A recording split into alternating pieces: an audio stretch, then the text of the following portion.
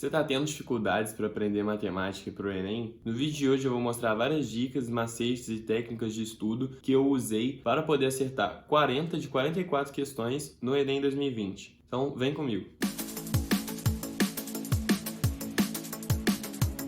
Fala galera, mais um vídeo do canal Médio Universitário, João Vitor falando aqui. E bom, o vídeo de hoje é resultado da enquete que eu postei semana passada, logo quando eu lancei o último vídeo, e vocês votaram que a matéria que vocês mais queriam que eu fizesse um vídeo separado é a matemática. Então aqui eu tô hoje para ajudar vocês, trazendo várias técnicas para vocês acertarem o máximo de questões possíveis na hora da prova. Bom, terça que vem começa o segundo SISU, de 2021, e com certeza vai ter vídeo daqui a uma semana, e provável que pela semana do SISU tenha até mais um vídeo, como foi lá em abril, quando o sistema abriu pela primeira vez, Em abril que o sistema abriu. Bom, então se vocês não querem perder esse conteúdo, se inscrevam no canal e não esqueça de ativar o sininho, porque o YouTube às vezes não entrega os vídeos para quem tá só inscrito, porque principalmente no meu canal, que eu só posto assim uma vez por semana, e não é um conteúdo frequente, é normal que muitas vezes os inscritos do canal não recebam os meus vídeos. Então ao você clicar no sininho para ter as notificações, você vai se certificar que ao sair o vídeo, você vai ser avisado. Então, como eu disse, na semana que vem, provável que saia mais de um vídeo para ajudar vocês no SISU. Vocês podem comentar a posição de vocês, a colocação que vocês estão. Eu ajudo para ver se vocês têm chance ou não. E também outros conteúdos de dicas que eu dou, assim como esse vídeo de hoje, para ajudar vocês. Vocês não vão perder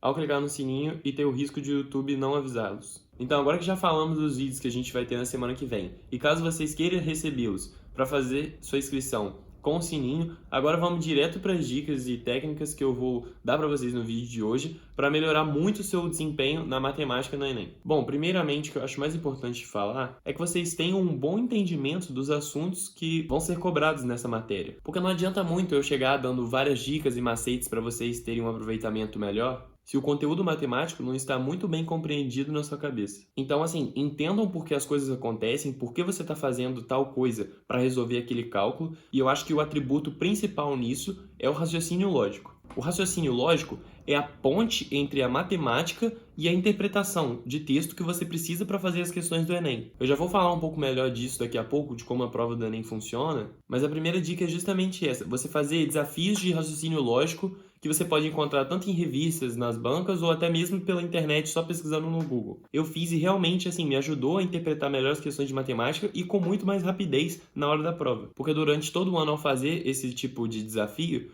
você exercita sua mente a pensar: se uma coisa acontece é porque outra coisa vai acontecer. E isso é a matemática. Se x é isso, y tem que ser isso para a equação estar certa. Então, ao praticar raciocínio lógico, você está treinando um dos componentes mais importantes para a prova do Enem, que são 3 para mim: o conteúdo em si, resistência e a interpretação. Já falo mais de interpretação para vocês, mas comecem a praticar esses desafios de lógica para o seu raciocínio ficar afiado para o dia da prova. Bom, falando agora da ordem que você recebe as questões, não é muito recomendado que você faça as questões naquela ordem que o Enem te deu. O que é mais importante é você fazer primeiro as fáceis e pular não só as difíceis, mas as que você sabe que vão demandar muito tempo. E aí aqui eu tenho duas observações. Primeiro, como você sabe que uma questão é difícil? Bom, às vezes é uma matéria que você, como muitas outras pessoas, tem dificuldade. Então, por exemplo, as questões de análise combinatória do Enem sempre tem um percentual de erro muito elevado. Então, no dia da prova, se você vê uma questão assim, já pula para não perder seu tempo com ela no começo e vai fazer as fáceis para garantir elas, porque elas valem mais pontos de acordo com a TRI.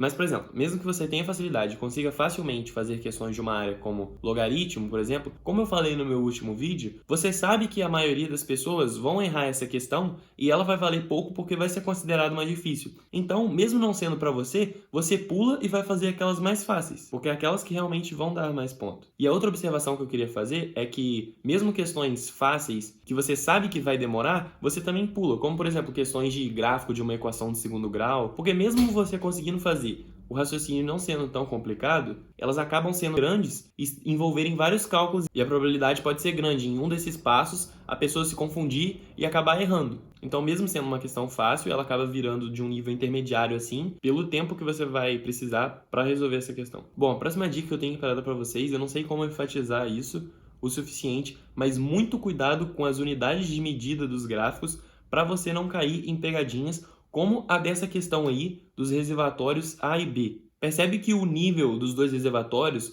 não estão na mesma escala. Então, enquanto um quadradinho cresce um valor para determinado reservatório, para o outro ele vai crescer um valor diferente. Então, se você não tivesse se atentado nisso, você ia errar a questão, porque o Enem é sacana e nas alternativas com certeza vai ter o valor de que como você considerasse a escala sendo igual. Então, assim, atenção às unidades de medida dos gráficos, tanto das abscissas e tanto das ordenadas. Bom, a próxima técnica é quando você não está achando no seu repertório que você construído na sua cabeça de formas de resolver questões, o jeito certo de resolver tal pergunta no Enem, você tenta pelo método da tentativa e erro. Assim, ele vai te tomar muito tempo, mas seguindo as dicas que eu dei no meu último vídeo que está aparecendo aqui agora, para você poupar tempo na hora da prova, você com certeza entre 2 a 5 questões vai conseguir resolver por esse método e que vai te salvar, porque se não fosse ele, você não saberia resolver a questão e teria que chutar. E bom, ele consiste em quê? Numa prova discursiva, você teria que tirar todo o raciocínio da sua cabeça e explicar ali na área da resposta da onde que surgiu aquele número que você achou como resposta. Mas em provas de múltipla escolha, como o Enem, você já tem ali as opções que dentre elas está a correta. Então serve quase em todas as questões e basta você pegar as opções e testando de acordo com o enunciado pede que a alternativa que a conta fechar é porque é a resposta certa. Então assim, eu mesmo resolvi 4 questões por esse método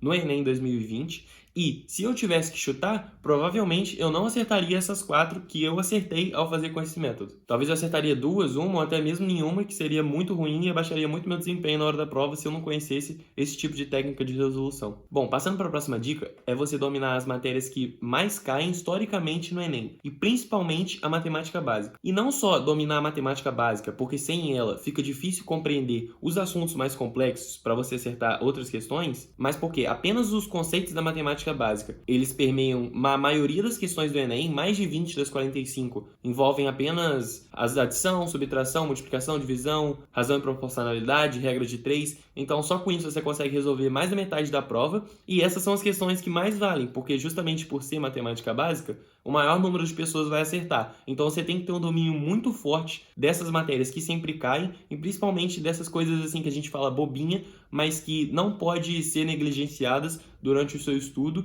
porque se você errar uma questão dessa na hora da prova, até aí com certeza vai te prejudicar muito. Bom, a próxima dica é você ter um cronograma bem elaborado, principalmente na matemática.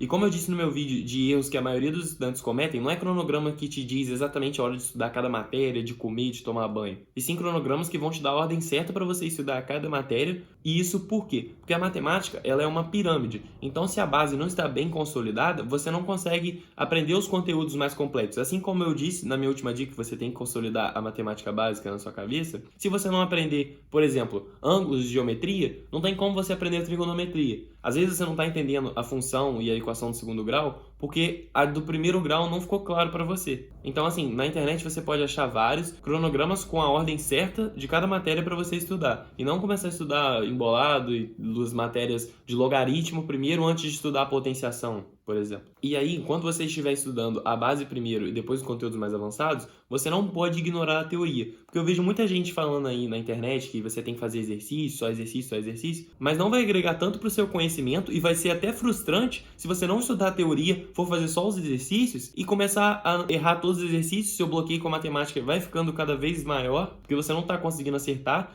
Então, assim, tem gente que diz que matemática é 80% exercício, 20% teoria, mas eu acho que não, é bem metade, até porque nos últimos anos o Enem vem cobrando muitas questões que nem cálculo você precisa. Você tem que saber, por exemplo, um nome de um triângulo, do nome do sólido geométrico, que isso é teoria pura. E até mesmo para fazer as questões de cálculo, se você não entende a teoria por trás daquele cálculo que você está fazendo, fica muito abstrato, porque você só sabe que tem que fazer ali Bhaskara e não sabe por que você está usando aquela equação para resolver aquele problema, que é o erro do jeito que a gente ensina matemática assim, porque eles ensinam muito o abstrato e o aluno não sabe o concreto, que realmente consolidaria o conhecimento da cabeça dele e ele não acharia matemática esse bicho de 7 cabeças. Bom, a próxima dica que eu tenho, que me ajudou muito durante o ano que eu estava estudando, é assistir resoluções das questões que eu não tinha conseguido fazer. E se possível, você assiste de várias pessoas fazendo aquela mesma questão, porque muito provavelmente essas pessoas vão ter um raciocínio diferente para chegar naquela resposta, e além de, igual eu falei nesse vídeo de hoje, você aumentar o repertório que você tem na sua cabeça de formas de resolver uma questão, você com certeza vai se identificar com uma maneira de resolver aquele tipo de questão que você viu,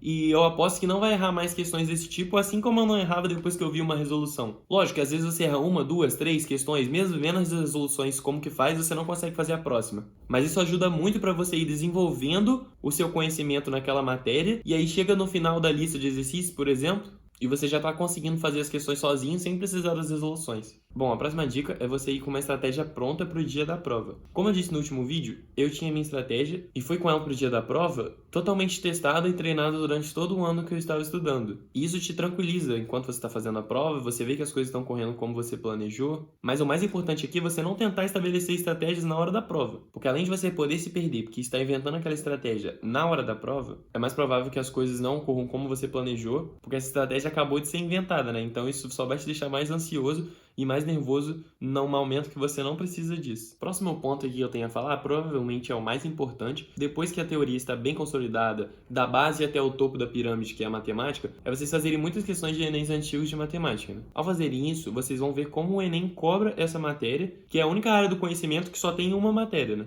Então todas as 45 questões são só de matemática. E como são essas questões do Enem? Bom, elas têm um padrão, elas são contextualizadas, falando de algum assunto do cotidiano, com textos longos que camuflam os dados que realmente importam. Então, ao você fazer várias questões de Enems antigos, você mesmo vai perceber isso e vai otimizar o seu jeito de leitura para perder menos tempo e de filtragem para realmente pegar os dados que importam para resolver aquela questão e não ficar lendo 3 vezes um texto que nem vai importar para resolver aquela determinada questão. Então, assim, é aquilo que eu falei na interpretação, que é um dos 3 pilares mais importantes para você ir bem no Enem. E quanto mais você vai fazendo as questões antigas, mais sua interpretação vai melhorando, principalmente para o padrão de questões que o Enem cobra. Você vai caindo em menos pegadinhas, você vai resolvendo as questões mais rapidamente. Então, assim, é tudo de bom fazer questões de Enems antigos para praticar para o dia da prova. E, assim, uma coisa muito importante que eu queria dizer aqui é que, às vezes, desde pequeno a gente ouve dos mais velhos que, matemática é difícil. Alguém vai e chega pra você e fala: nossa, quero ver quando você tiver que aprender logaritmo. Então, tipo assim, essas coisas acabam criando um medo e um bloqueio antes mesmo de a gente aprender a matéria. E às vezes as pessoas ficam assustadas, mas números, fórmulas, gráficos, cálculos, isso são só ferramentas. A matemática não consiste nisso. Ela é a solução de problemas de forma mais fácil. Tudo aquilo que eu falei que a gente usa são ferramentas para chegar nessa solução mais fácil. E entender isso é fundamental para vocês que têm esse bloqueio na matemática, porque às vezes ficam de preconceito com a matéria e acabam se recusando a aprender, antes mesmo de tentar. Então, assim, é uma matéria como qualquer outra. Provavelmente tem gente que não vai ter tanta facilidade igual aos outros, tem mais facilidade com matérias de humanas, de interpretação de texto, mas você tem que usar isso a seu favor. Vocês aproveitam que vocês querem fazer o Enem e um dos principais atributos que você precisa de ter para se dar bem na prova de matemática do Enem é a interpretação. Então, por exemplo, se você fosse fazer uma prova do ITA, do IME, realmente você ia ter que ter muita habilidade de raciocínio e cálculo mecânico ali, mas o Enem é uma outra prova. Então valorize seus pontos fortes e não tenha um preconceito antes mesmo de aprender a matéria. Assim como eu falei no vídeo que eu já mencionei aqui hoje dos erros dos estudantes, né? Então não cometam mais esse erro